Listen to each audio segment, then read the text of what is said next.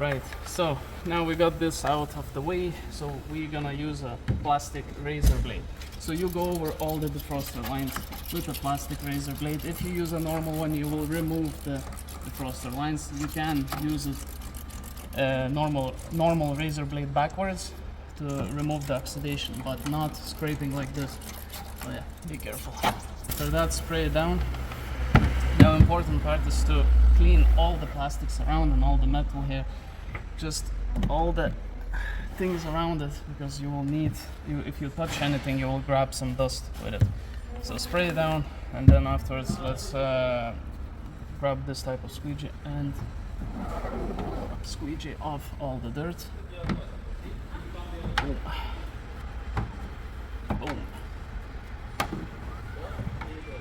So you can do it a few more times, and then let's apply the film.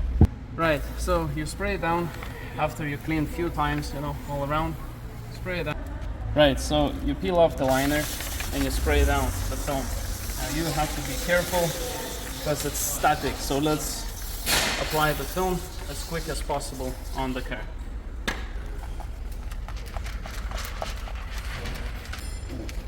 Right, so grab it in this type of position, put one corner in this edge and then another one there, and just place it in place. Let the bottom hang, get it in place to be no white gaps, and then just lay it down, lift it, lay it, and that's it.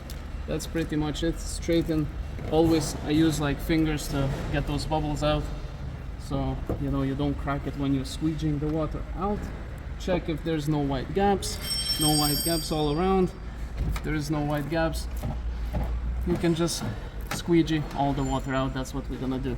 Right, so you spray it down and then you use the same squeegee, the one that you used for cleaning. Use the same one for squeegeeing out the water. You start with the first line, and then afterwards you can do whatever which way you prefer.